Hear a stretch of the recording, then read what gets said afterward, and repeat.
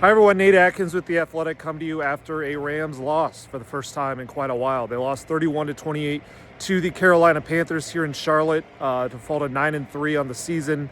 And this was a very classic trap game, with the Rams having won 6 straight games by an average of 19 points a game. Panthers have a ton of players out, especially on defense. Felt like a mismatch. And yet it was also the Rams coming off some very emotional wins over the Buccaneers on Sunday Night Football and the Seahawks and the 49ers before that.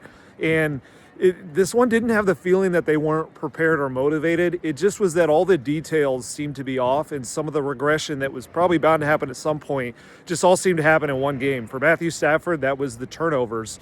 He had 2 picks, including a brutal pick six. The other one, not so much his fault on a tip pass.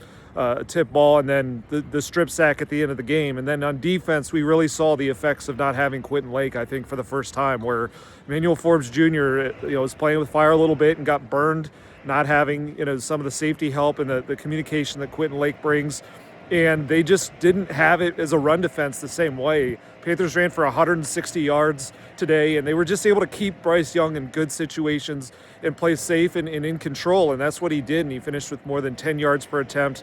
And ultimately, turnovers, that was the story. They couldn't get them on defense, not a single one, when they had been piling those up, and then they gave it away 3 times on offense. So it was a game that's 2 teams that very different in terms of their available talent, but the Panthers made all the important plays, and it's a lesson to the Rams that you gotta bring it beyond the details every week right now, because as of now, they don't have control of the number 1 seed. The Chicago Bears do, so they need to get back in the win column and get back a hold of that, not to mention putting away a division that's very tight as well. So next week we'll be in Arizona, and we'll see if they can rebound.